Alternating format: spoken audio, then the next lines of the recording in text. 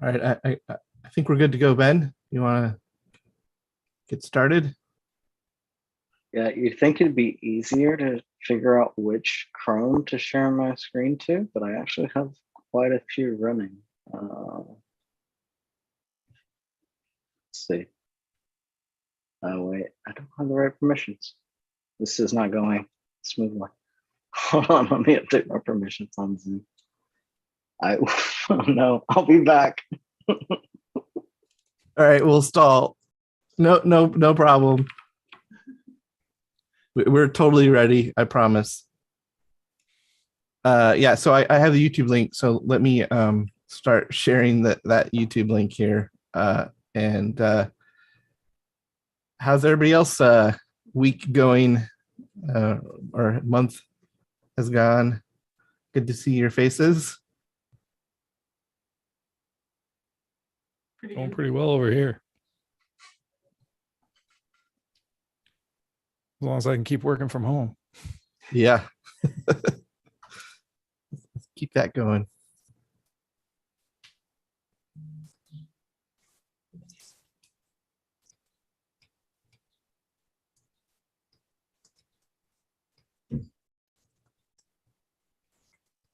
Back.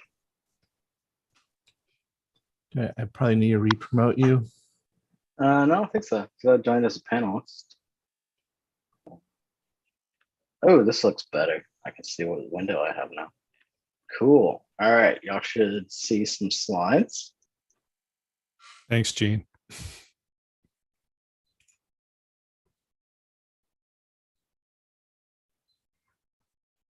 Do y'all? Yeah, I used to be able to go get a haircut too. Yes, we see the slides, Ben. So let's go ahead, everyone, and get started for Merge PHP May 2022. This month has gone by super fast, so thank you all for joining us. Please take it away, Ben. Cool. All right. Thanks for joining us, everyone. I think it might be officially summer. It's just summer here in Georgia, so welcome. Longer days. It's kind of nice. Still bright outside for me. So you are here at Merge PHP, which is a collaboration of user groups. It's pretty much a big array join of Austin, Boston, Atlanta, Seattle, Phoenix, Kansas City, and Las Vegas. We started this adventure over COVID because we needed a place to virtually hang out, and we plan to continue it, and we appreciate you being here. So Atlanta was founded in 2004. They've had over 225 events, and they have almost 3,000 members. Check out their meetup page if you're interested in joining in person. And they also do a recurring raffle. And so right now they have a one-year license for JetBrains. And if you're interested in that, send Chris an email. The first person here that sends him an email and who sees it will get a license to 1 year of JetBrains. Next up, we have Austin PHP. They were founded in 2002, which makes them 20 years old. And they've had 270 events. They have 2,100 members. And they also host the Longhorn PHP conference. If you haven't been there, really fun conference. I definitely recommend checking it out. They also have a Discord and GitHub if you're interested. Boston is also 20 years old, 280 events. I feel like we all have pretty similar events so far.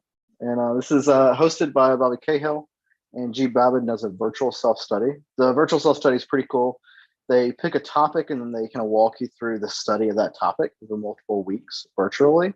If you're just getting started in development, it's a really good way to kind of get a group of people together with you to learn a new topic. And then Seattle PHP, founded in 2003, real late, a whole year later than most everyone else. They have 225 events and 1,500 members. They're a fairly new addition to the group. We're happy to have them. And PHP Vancouver, younger member here, 2013, 1,100 members or so. Check them out on Meetup if you're interested. James and Sean are the organizers. And then Vegas, this is our newest member. Newest as far as Merge PHP, not newest as far as meetups. So they were founded in 2004 with 1,000 members right now. Josh Copeland is the organizer, and they are sponsored by Remote Dev Force. We're really excited to have them join us. I lived in Vegas for a little while. I don't think I ever attended, but I might have. So yeah, small world. And then Kansas City PHP. They were founded a long, long time ago in a galaxy far away. They do a couple meetups a month. They do a presentation style like this and a coffee shop, just hang out session. All right, a couple cool things to call out here. PHP support. So this is just a graph showing the active support, security fixes, and end of life. We are currently in May, so you can see where we're at on the graph. This is hopefully a non-event for you, but if you're someone that's running some older versions of PHP, it might be a pretty active scramble, like it is for me and us at Wayfair, as we prepare for the security fix support for PHP 8. And we have some conferences coming up. So conferences are starting to come back, which is pretty great to see. Most of these are online this year, but we have a couple that might be in person. I'm not going to read off the list, but here it is. Next one is QCon, which is actually going on right now, and it ends next week, I believe. Then after that is IPC in Berlin and online. All right, so what you came here for tonight, we have Tiffany Taylor joining us from Albuquerque. She is going to talk to you about docs and test and tools. Oh my. She is a PHP docs contributor and a backend dev at Covey. So thanks so much for joining us, Tiffany, and I'll hand it over to you. Thank you.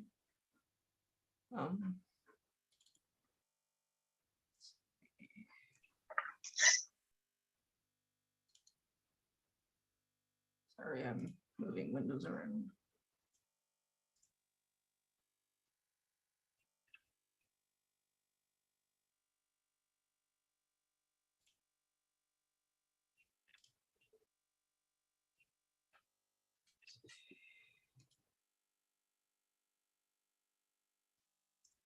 So, hi, my name is Tiffany Taylor. I am a sometimes contributor to PHP Docs.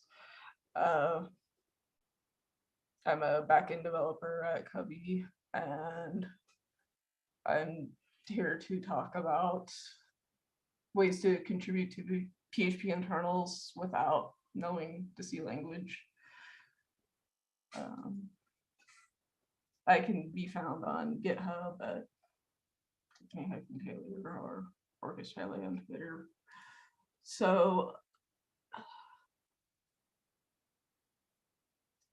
I apologize. This is my first talk in the PHP community, so I am nervous. I am trying to. Hey, Tiffany, we are all rooting for you. You're amongst friends here. It's all good. You got this. We've all been there. Thank you. So the last year there was a call for contributions to the PHP source language. Like Nikita Popov stepped down. I probably butchered his last name. I don't, but he stepped down from being a core contributor to PHP,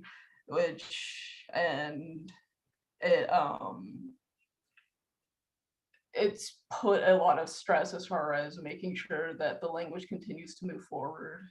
There's not a lot of experienced people contributing to there are a handful of people, but there's only 2 people who understand opcache really well, like the ins and outs. Nikita's one. Dmitry, I cannot pronounce his last name, is the other, and Dmitry being the only one who knows the just-in-time compiler. So there's a push to kind of bring in new people to be able to contribute to PHP source. Aside from that, though, we also need docs, and like the PHP manual has been around for quite a while. It's been curated by a lot of people. I started contributing about 2 years ago, and there's a lot of people who a lot of people over a course of years who have contributed, but that number is starting to dwindle and trying to bring more people in. So the idea of this for this talk is that if you don't know the C language, you don't want to be a C developer, you don't want to write an RFC, but you still want to contribute to PHP internals, then this might be a way for you to. The like main thing is like contributing to the manual, having a decent understanding of PHP, because you need to know like how something works to be able to document it. But like I'm by no means an expert, but I found bits and pieces of where things can be documented, or there's like typos or grammar fixes. There's many different things that can be contributed. So what and why Docs needs more contributors. So like one of the things is like the docs were migrated from Subversion to Git at the end of 2020, and that migration broke some of the tooling. And most of the like a portion of the tooling has been fixed, but the migration from like hosting PHP on our own Git server to GitHub broke pretty much the rest of the tooling. A lot of the easy things have been fixed, but the things that require time investment are kind of what's left. And I'm not going to mince words. It's a time investment, but if you have an understanding of PHP and you want to contribute, that's like fixing up some of the tooling that we have. It'd be greatly appreciated to have some of that fixed up.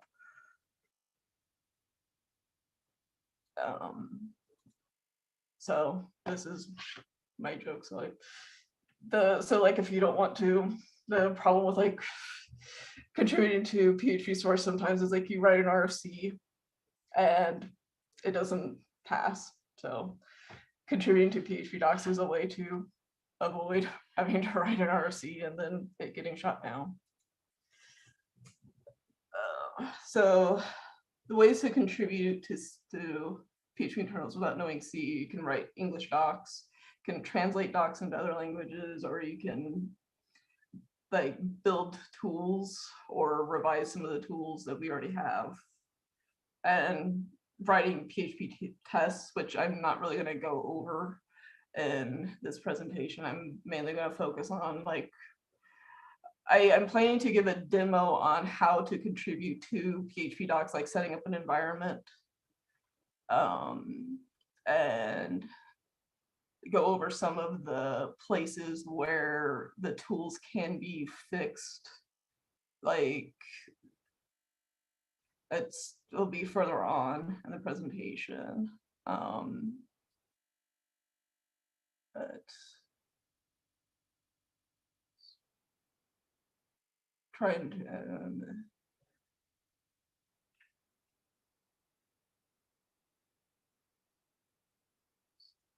so contributing to docs, you'll need like a GitHub account, intermediate PHP knowledge, some Git knowledge, some XML knowledge. The understanding the docbook spec is helpful, but not necessary. When I started, I didn't know docbook that well. I like had a very simplistic understanding of it, and over time, it's like I've learned more and more. There's like a reference manual for free online that has helped as far as understanding. And like you'll need a at least PHP 7.2. There are also some extensions that are required. But like I think like SQLite 3 was the only one that I needed to manually install. Maybe the XML extension. But if you run doc-based configure, it will tell you if something is missing, as far as like something can't be found. So it's just install the extension and just keep going down the list until it actually runs. That's kind of been my experience. Is like when I tested it early a couple of days ago, I realized I didn't have SQLite 3 installed, and that took a bit of time. As far as I run Pop OS, and that requires a I had a bit of, when I upgraded my version of Pop OS, it removed all my PPAs, and I had to reinstall PHP with a different PPA to get SQLite 3 to install. It can sometimes be I am trying to reach a point to this. There are sometimes like installing or building the docs environment locally can sometimes have like a bit of friction as far as making sure that it's set up, but there are like people who can help. I generally, like, if I have questions, I will ask people in like the PHP Stack Overflow room or docs mailing list. Those are like two places that can receive help. Docs mailing list is like the official, the Stack Overflow chat room is kind of unofficial, but there are people in there that can help. So and one thing I want to state before contributing to the docs, like if you're making, I don't want to deter people, but the manual gets translated to many different languages, and the people translating it, they spend a lot of time doing it. They're also volunteers. So the one thing I want to say is, like, if you have a change and it's like, if you're really like fixing a typo or something, that's more often than not, that's okay. But if you have a change that affects multiple files or like dozens of lines between multiple files, make sure that that change is desired, because there's a strong chance that if it creates a lot of work for the translators, it won't the change will get rejected. So like make sure it's something that's wanted and desired, and if it's a small change, that more often than not, that's fine. But larger changes, just like talk with people on the mailing list to figure out if it's something that's wanted. Because if it's, as I said, if it's too much of a hassle for translators, it will probably get rejected. Now, like documenting, there are like quite a few different undocumented features or functions.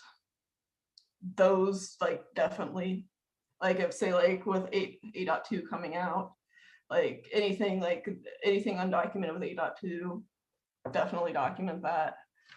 That will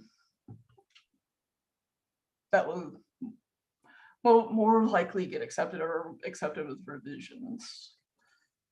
So I'm going to go through setting up a local docs environment. This is a tutorial I had revised at some point last year.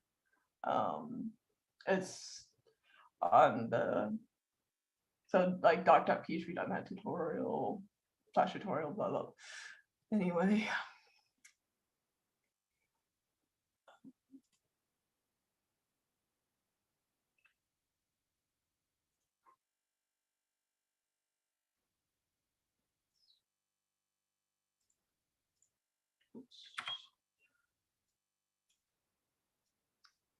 So I have a clean environment here, and what I am going to do.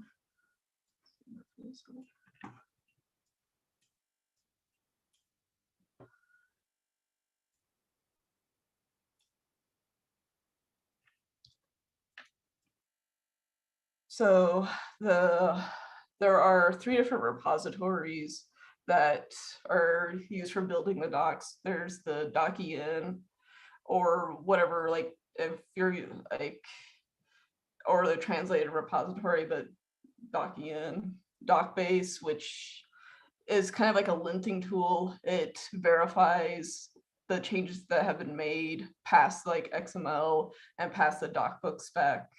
And then PhD, which renders all the changes into a like working,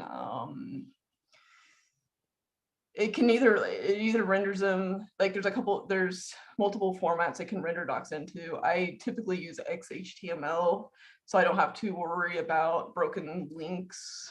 When I've tried rendering them into PHP format and then hosting it through the built-in PHP web server, but that I've had issues in the past, and just rendering them into XHTML is simpler. And like the changes I made have generally just been like one page, kind of. So like rendering them into XHTML is fine in those situations. If it's like something that's a larger change that affects like multiple pages within the manual, then possibly rendering them into PHP is a better idea. But generally it's like the changes being made are just like modifying text, which don't really require a test between the PHP website. So I am going to make a directory, let's see, called PHP doc. And then I'm going to change into that directory. And like, this is like pretty simple as far as the tutorial page is just follow along. So within, let's see, within GitHub, making a change directly to PHP docs, you'll want to fork it. So I'm going to clone my fork repository instead of what the tutorial says to do.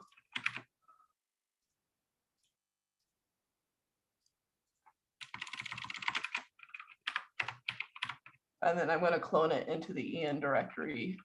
There is a reason for cloning it into EN. It makes it easier as far as tooling later on. Like if you want to mirror the documentation, it's having it in the having it into a separate directory other than Dockian will make it decreases complexity and my personal experience. And then I'm going to clone the DocBase repository.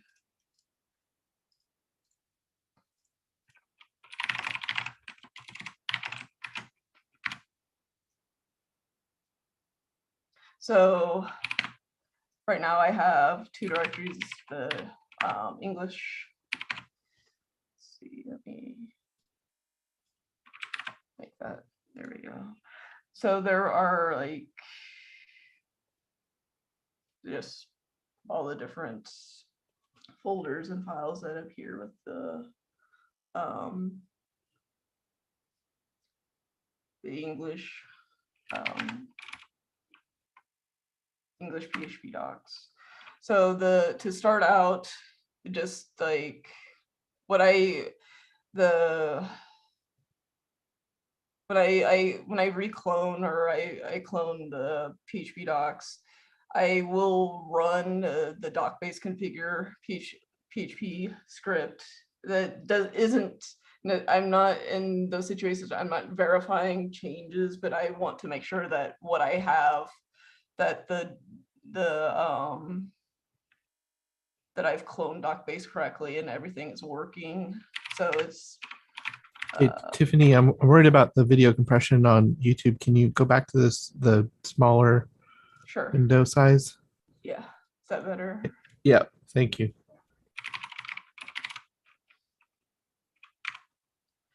So what did I? Oh.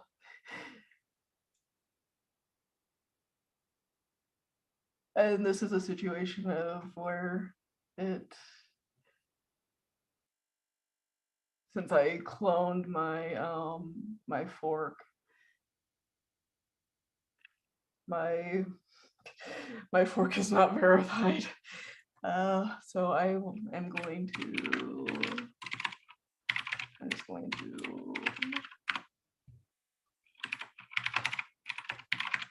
and I'm going to clone the actual PHP document, and so it will actually show what is expected and have a valid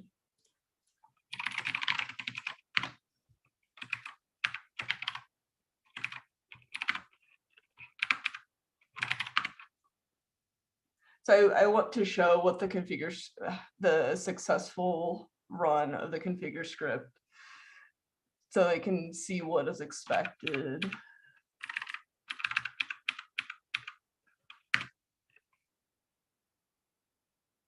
Or no, what?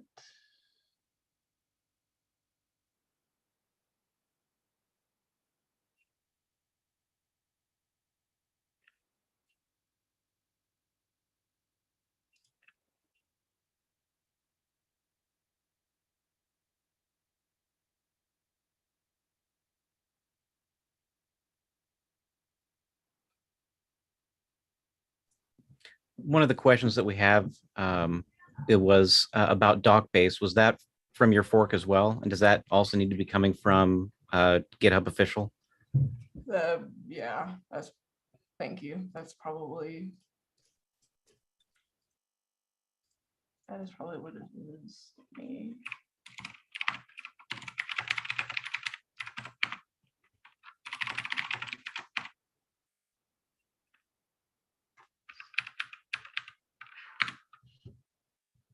Yep, there, that was it.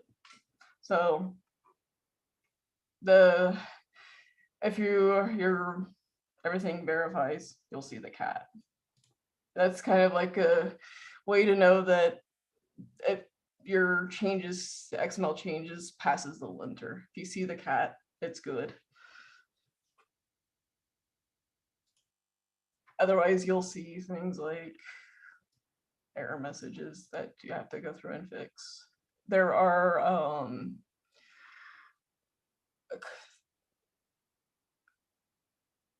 there's sometimes running the configure script, there will be some error messages that, like, I've had seg faults with I'm not sure if it was like C or if it was like seg faults within PHP, my installation, and there are some flags that can be ran. I can link to those later on. I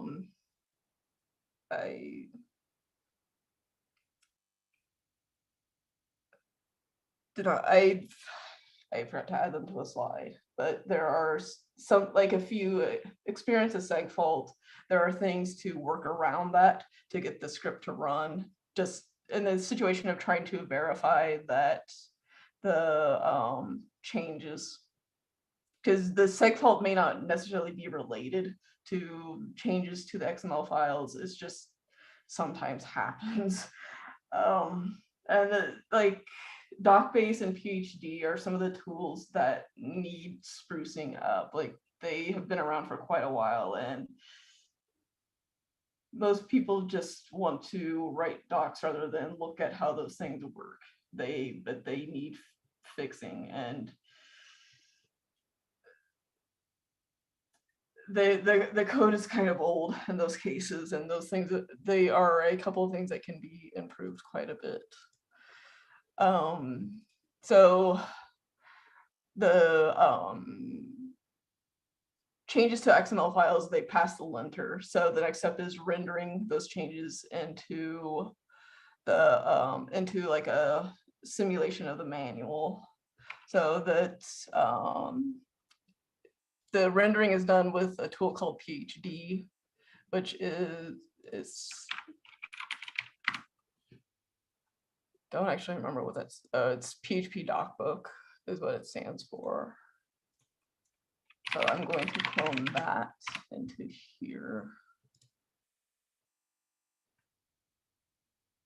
And then, so like, say if I go into, that's not what I wanted to do. Say if I'm just going to make a change to say like the migration. And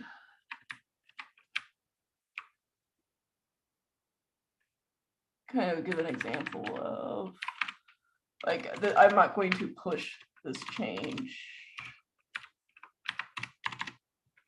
And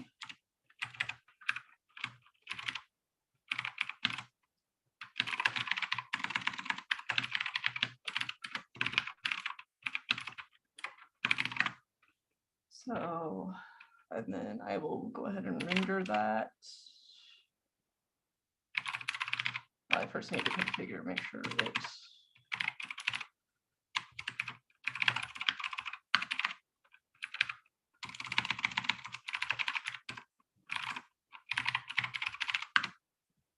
sure it goes okay. Okay.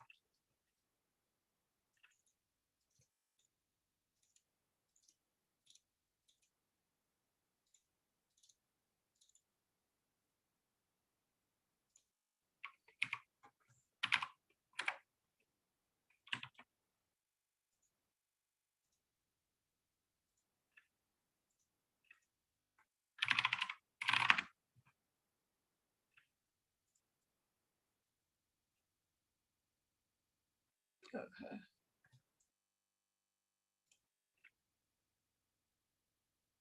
And I'm going to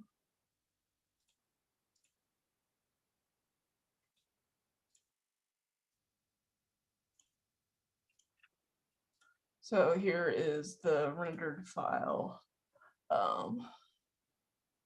So there's that change. So this is the rendered XHTML files.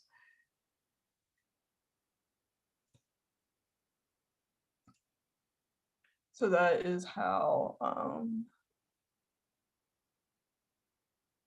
these are XHTML files. They are visually similar to what can be found in the PHP manual. That's not like a one-to-one because like it doesn't have like the header or anything like that. Or if I go like to like if I go to the index, it's just the manual. It doesn't have like any of the other things that the PHP website has. Though like if you want to be able to have all the other things that the PHP website has, that can be cloned from web-php, and you can like mirror the rendered manual files within that the cloned. I have had mixed results as far as getting those two to work together. For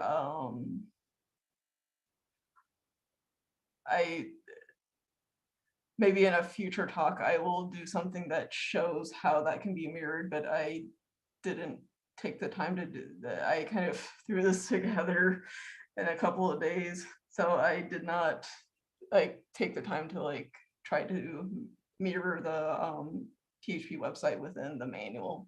But this, as far as like if like making small changes to the PHP manual using XHTML or rendering into XHTML is perfectly fine.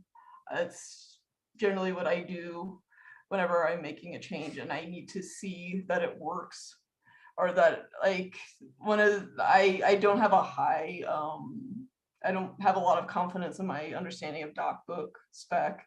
So if I'm making a change that can potentially break the build for the PHP manual, I will go through the process of making it through checking it locally before pushing it. But like small like typo changes, those can be fixed within just like the GitHub editor, and that also works fine. But like if I want to be able to have like my IDE, like the manual opens in PHP Storm fine, and PHP Storm works pretty well with making changes, like typo fixes or small grammar fixes. GitHub editor works really well as well. Works really well.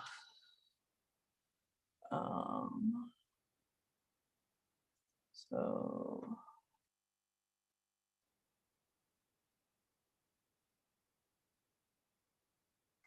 I am going to go back to my presentation.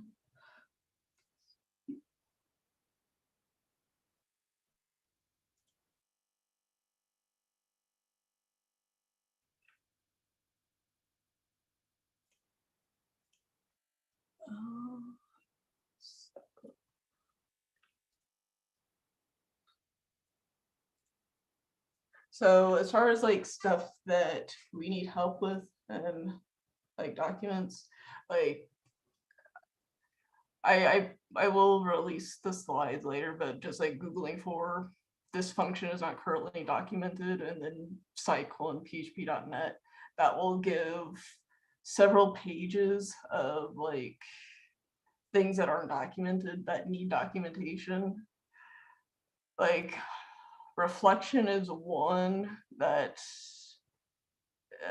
there are like a lot of the surface level reflection pages are documented, but some of like I've like dug deeper into reflection and have found a lot of undocumented stuff. I'm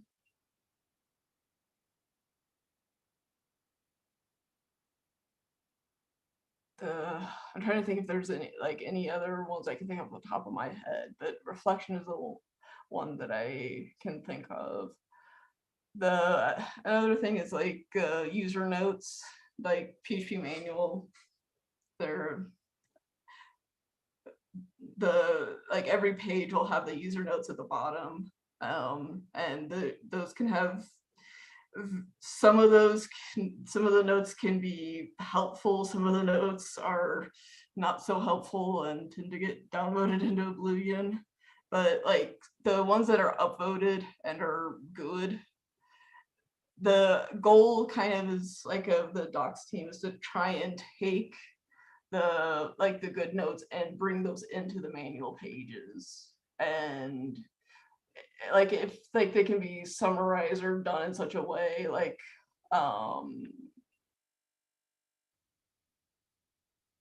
there was one I did sometime last year, right? There was a note that was done really well as far as explaining like different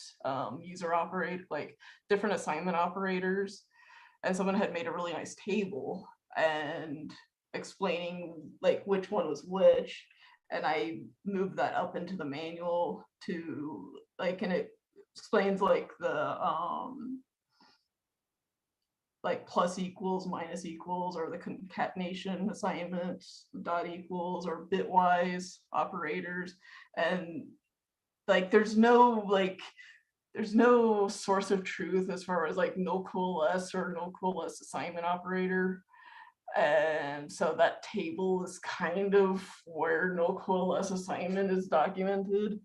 So that's like one thing that I guess could be improved, is just having something a little bit more formal for no coalesce or no coalesce assignment. Because right now all that table, as far as I know, is the only thing that does.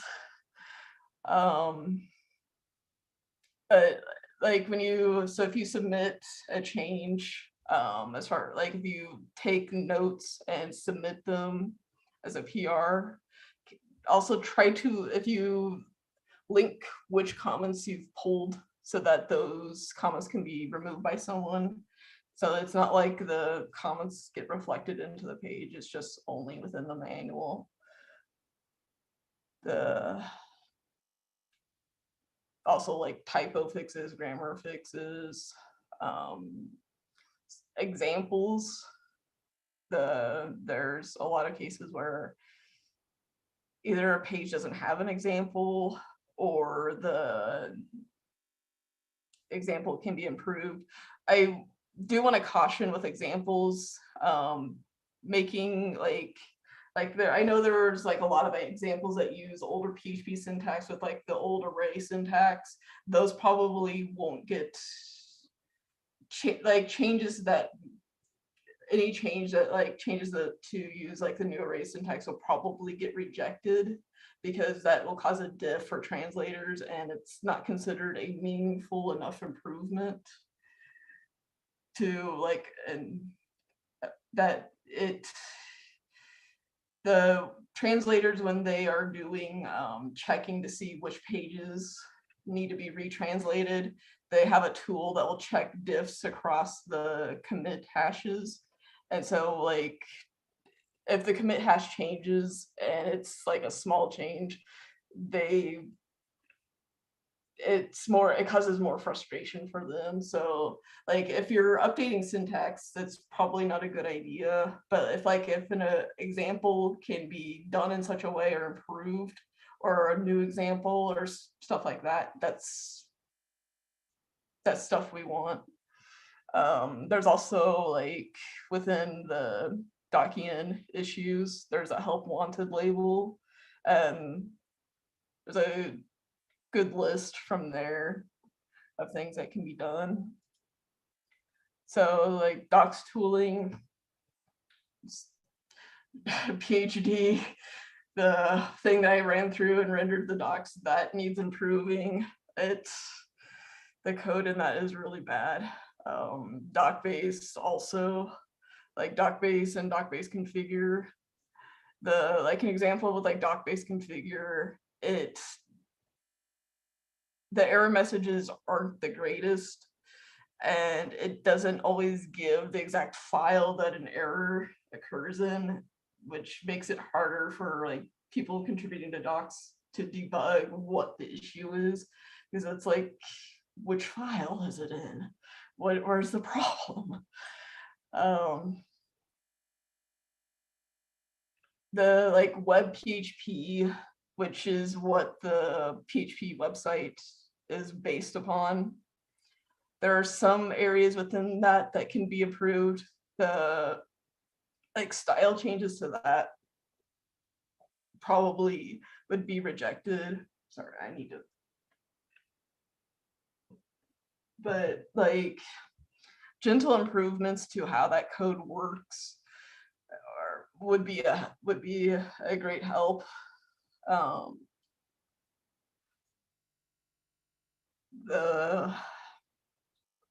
like rendering the docs to PHP format, the kind of like, this is kind of like something that's been an issue for me, and I'm guessing other docs team who rendering the docs using PHP to PHP format, there's issues as far as like broken links or other HTTP errors. If I render the docs in PHP format and mirror them within the web PHP repository using the built-in PHP development web server, I will get, if I try navigating through the manual in my web browser, I will get random issues as far as like broken links or just things not working as expected. And that's something I would like to see improved, but it's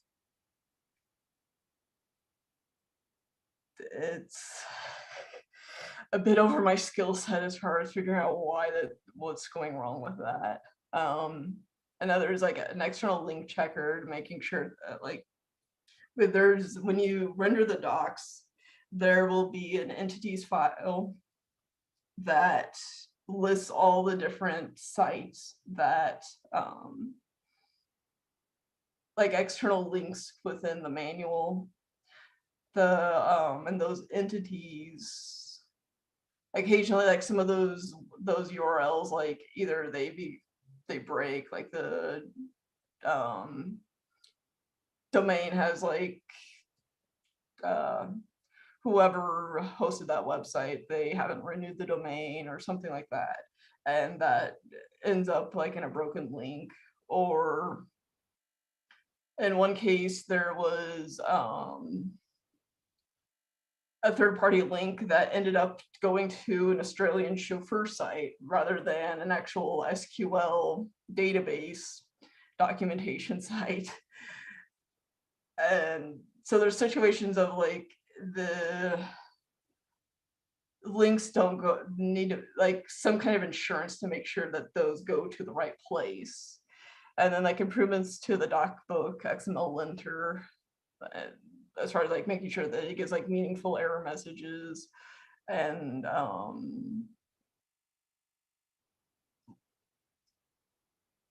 telling like the improving upon like which file has an error like which file has an error. So if you're considering improving the docs tooling, like do email the docs list to see if it's something that would be used. Don't wait, like ideally like don't waste your time if it's something that people within the docs team don't think that tool, like if it's like make sure that how you spend your time would be used. Because I hate that, like I hate seeing people like spend a lot of time on something only to find out that the change that they've made ends up not being used, or it gets rejected or something like that, because that's a lot of time that that person has spent trying to help other people, only to realize that their help wasn't wanted. And that's a motivation killer, and I don't want to see that happen. Like read through the docbase and PHP code to get a feel for how those tools work. They like when I say that like docbase and PhD need improvements, in the situation of those repositories, like you open those up in PHP Storm and you can like kind of see that like it's like a lot of it's written in procedural style. There are many different ways that it can be improved, but it's something that would take an investment. And like if someone has the time, that would be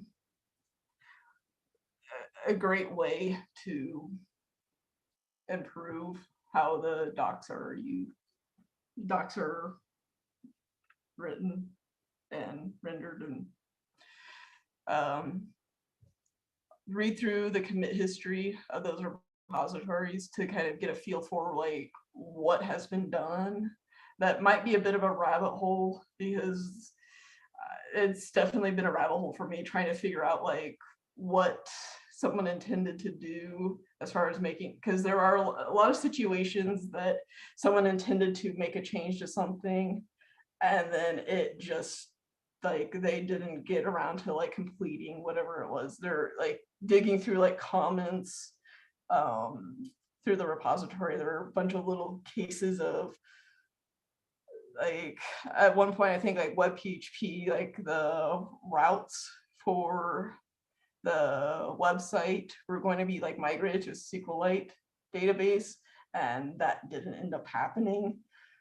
And that's like, I don't know if that's at this point even worthwhile, but like there's like a lot of situations, like if you have an idea as far as improving the tooling, if you take it and run with it and go through the whole way, it will, and like package it all nicely and get it all like there's a strong chance that it will pass. It's just it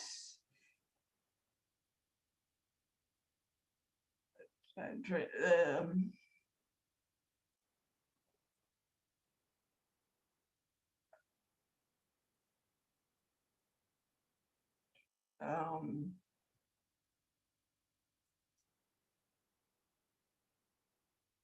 it's like the matter of like the change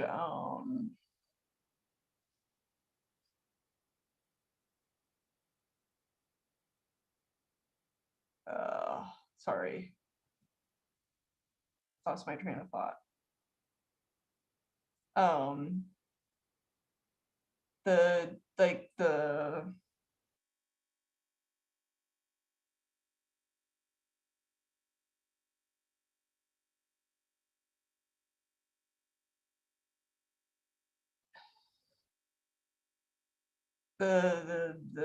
sorry, the change as far as like what is done, it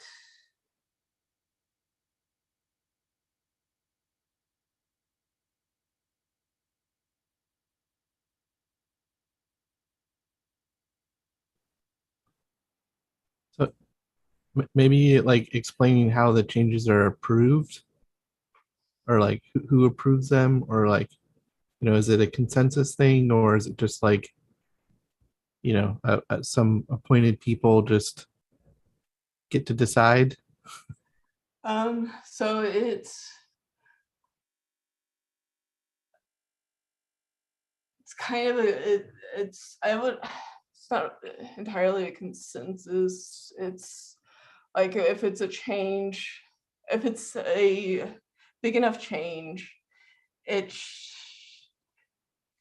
like notify the docs list of like what is being done, and then like if the PR is pushed, like it will get looked at by at least a couple of people. Like uh like it will get looked at by people, the docs team, and usually like it will need to be tested by one of them to make sure that the change works. They'll like go through and the script to make sure that like the change is being made, like everything, like the ideally like the existing functionality needs to some extent the existing functionality needs to stay, or if there's like improvements to the workflow as far as how like the docs get rendered, like having like some kind of document, like the PR documenting as far as like how the changes improve, that would help. But like the tooling that we have, it can't break, but it does, so it's like improvements to it can't break what already exists, but it does need improvement. And like what, like don't include a change that requires a third party dependency. There's been a lot of like discussion back and forth about whether or not like the PHP website doesn't have any composer libraries, and I don't see that changing anytime soon. Like has been desire as far as to add composer libraries, but there's like a lot of debate back and forth as far as like adding them, not adding them, and the debates just end in a stalemate. But like if your change includes a third-party dependency, it probably will not pass. It will probably get rejected. So these are some links, like the PHP mailing lists. You can subscribe to the docs mailing list from the site. There's a web history of the docs mailing list. the tutorial I went through earlier that can be found here. There's also a style guide. The XML files within the PHP docs, they can be kind of an annoyance to people. Everything is indented single space. It doesn't use tabs. It doesn't use 4 spaces. It's 1 space.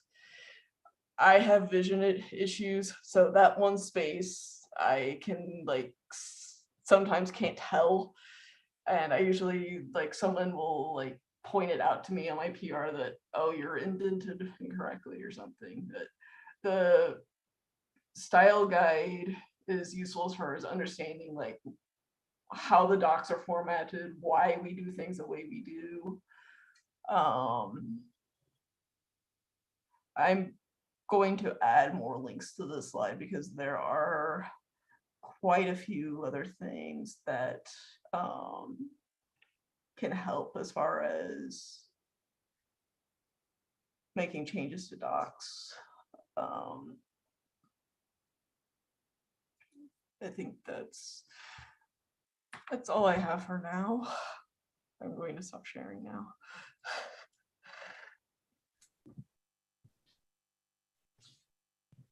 Cool. Thank you, Tiffany. Appreciate it. Yay, good job. First talk complete. That is one of the most stressful things you will ever do. And it only gets easier, I promise. It doesn't get much easier. It gets a little easier. Tiffany, I do have some questions for you, if you don't mind. Sure. What do you enjoy most about contributing to docs? I guess for me, it's satisfaction of helping others, or at least thinking I'm helping others. There's also an aspect of it's kind of a research thing as far as learning something new. One of the major changes I did was documenting the covariance and contravariance, and I wasn't very familiar with those concepts when I started it, and so it was kind of fun just to read up how those things work, and then kind of building out how writing out how those features work within PHP. There's a challenge as far as writing something that's clear enough that can be understood by another person. But it's also, I find that it's kind of fun, as far as that's part of the fun of the challenge of doing that. Very nice. And what do you find probably the most difficult aspect of contributing to docs for yourself? The style that it's a technical manual, and when I did the covariance and contravariance document, I wrote it kind of like a blog post by mistake, and it had to be formalized. I had situations where I was speaking to the audience, and those had to be removed. Situations of saying you or stuff like that. It's, as a formal technical document, that can't be in there. It has to be very dry, very dry English. Mm-hmm. And it uses a lot of passive voice. So it can be difficult getting that wording just right. Gotcha. I have a few questions here. If you have any questions for Tiffany, please say them in chat. Now that chat is working. And then, so my questions are, I guess the first one here is how are the comments added to is it all checked in, or has that process changed? For the comments at the bottom of the pages. Yeah. Those I can't remember if there's an approval for those. As far as I know, they just get posted, and they like it takes like anywhere from like 6 hours to a day for them to appear. And then like they can either like get upvoted or downvoted. The like anyone with like a PHP account, they can delete comments though. Like so if it's a comment that like I've seen comments that have been spam, which I've removed. But like generally like if I comments won't get removed unless there is something really bad about them.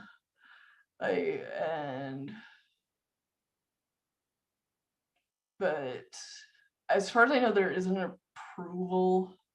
It's just it can take a day or two for them to appear. I know with like with like docs, there is a build server, and those get built every 6 hours, and then those get pushed to the production PHP website. So the comments may might be some bit of process where they have to flow as far as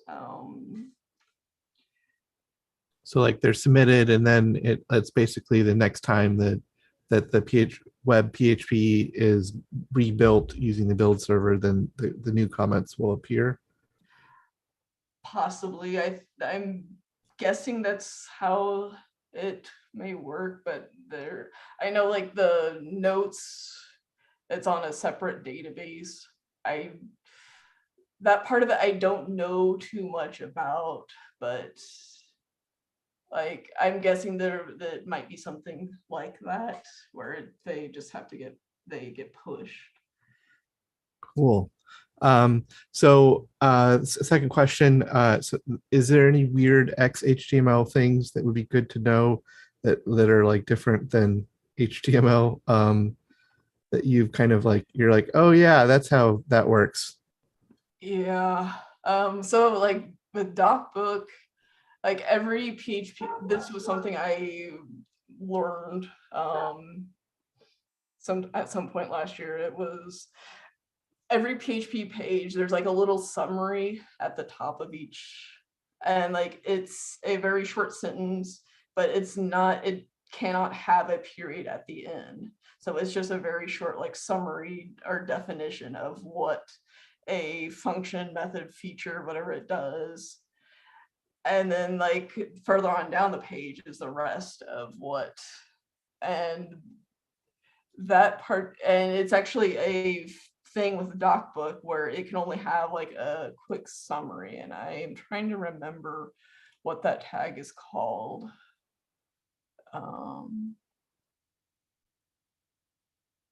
So it's a custom tag Well, it's specific to DocBook. Interesting. Let me look in.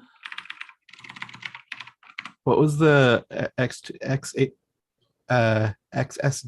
like isn't there like some XHTML like verification spec or formatting spec? I've been in JSON land for the last forever. Like I'm like trying to remember, how does XHTML work?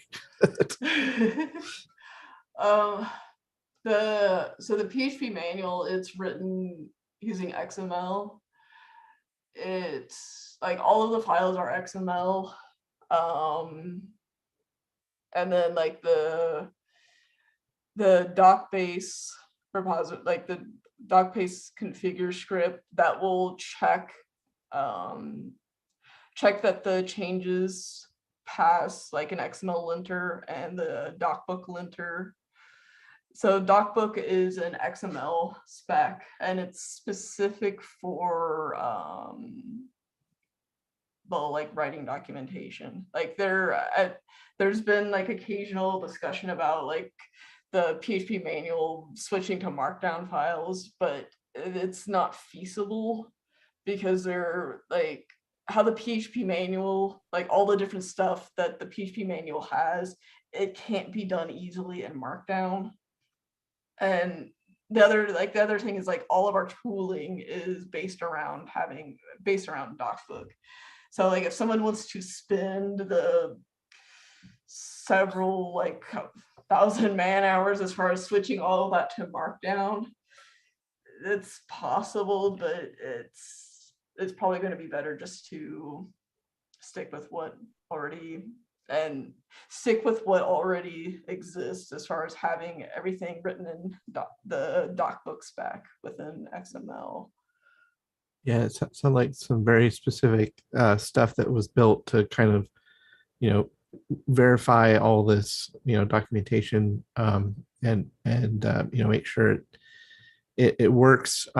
So I mean that kind of goes into my third question is like, you'd mentioned that DocBook and some of the other tooling requires some changes. Like, do you think it's like as like bad enough that it would necessitate like rewriting it from scratch, or is it kind of like, making the changes directly to the existing thing and like still doing the XML kind of tooling but redoing the code for the new DocBook 2 or something like that? Like, like is it bad enough that like just like let's start over, or is it like I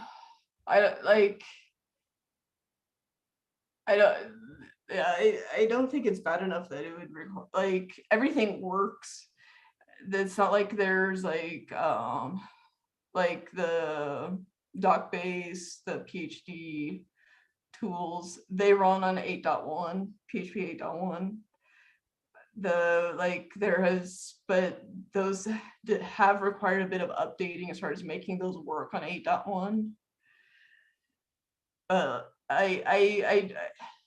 I don't think that like if someone like completely rewrote a DocBook linter, XML linter from scratch and did like what is expected from DocBase, then that could probably work. As far as like changing the PHP manual from DocBook to something else, that won't go, because there are enough of the docs team is happy with it being written as within the DocBook spec that it changing it to something else wouldn't go. But like if someone like goes in through the tools and like decides that like these are too broken and wants to rewrite it from scratch, then like the main thing is like making sure that the functionality that is present as far as like linting making sure that stuff passes a linter, and or if it doesn't pass a linter, reporting what errors there are. And then like with PhD, just making sure that the documents render into different formats. Like it can render into XHTML, PHP, PDF, I think, like some e-reader formats. It's pretty versatile, but like just making sure that that functionality is present in whatever new tool is built. Retains the existing functionality if somebody wanted to rewrite it. Any other questions? Yes, Rod Elias asks if you would mind showing or sharing some PRs that you've submitted. This way we could have a more general grasp of the whole process. Sure. The PR process is relatively informal. Let's see. So I will share my screen real quick.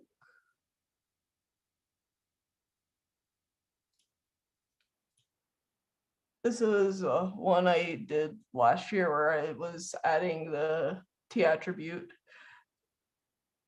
to the list of parser tokens. So the file was like the tokens.xml. And I rarely ever remember where stuff is located, so I always have to Google where something is. Like in this case, I don't remember where. So one of the things I would like to do as far as improving this talk is giving a better structure as far as like kind of demoing how the PHP manual structure is, because it's not one-to-one with like the XML files versus what is on the website, and it can be confusing. A lot of the time I just have to use the search function within PHP Storm to figure out where a file is located. And in some cases, like there are like it's in one file and then gets replicated across multiple files. Like say like the each page will have like what version of PHP something is supported, and that is in a different file than the XML files. And I'm getting completely off topic, but anyway. And that's a nice example of the single spacing for the tabs. Yes. So this was the, oops.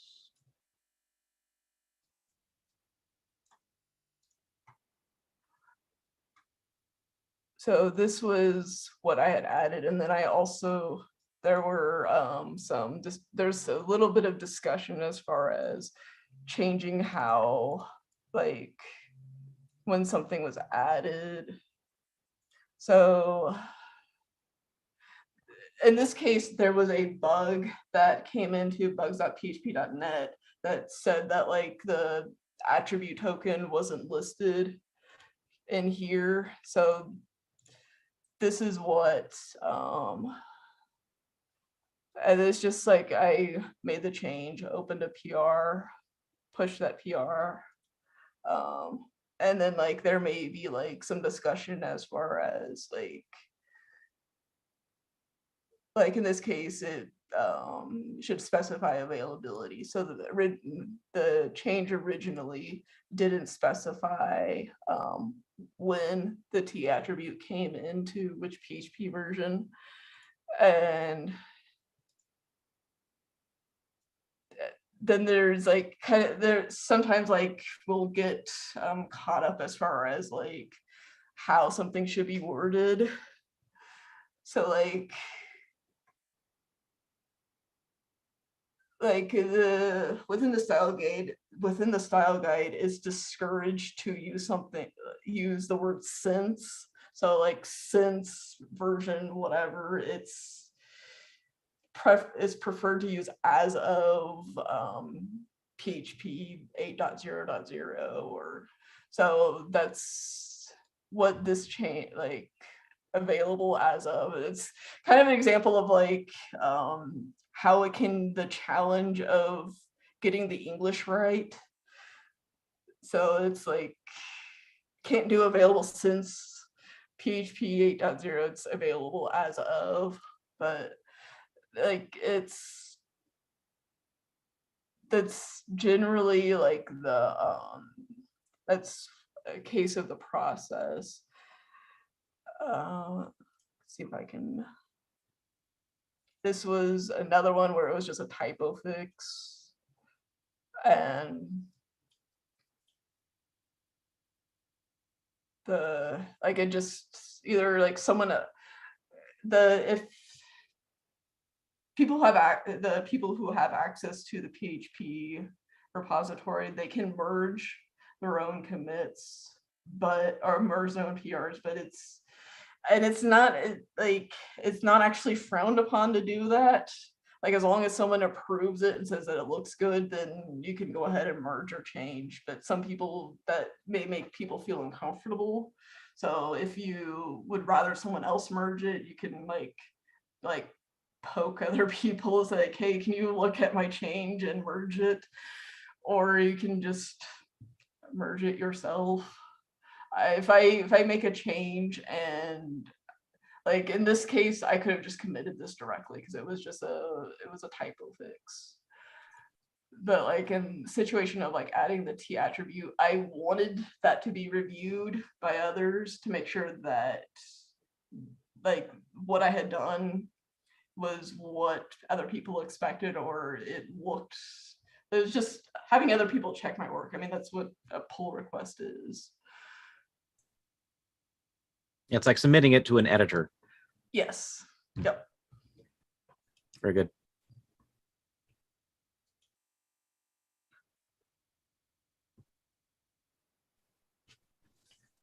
Looks like we have another question here. Any special knowledge or prerequisites to work on the tools? Maybe that they're talking about that tooling that you were talking about. As far as like if like writing docs, I mean, really like having a knowledge of XML and knowledge of PHP, I think are like the only like really necessary. And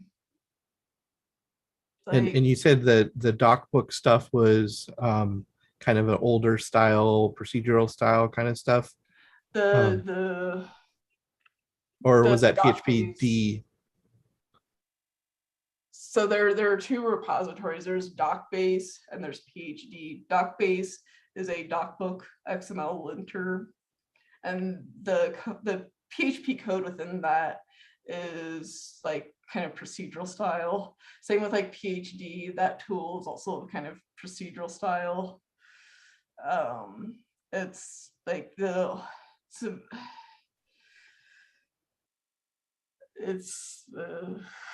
I'm just like thinking back, like things that I've looked in, and like whenever I've kind of like opened up and tried to like figure out why something does the way it does, I just kind of like put it back because it's like I don't want to look at what is here be dragons kind of thing, you know. Yes. It's like the kind of what you would expect from like a legacy PHP code base. It's not pretty. It runs on 8.1, but that's about it's like the one thing that can be said for it. Could be worse. All right.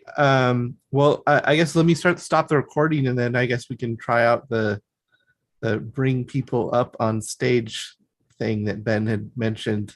So give me a second.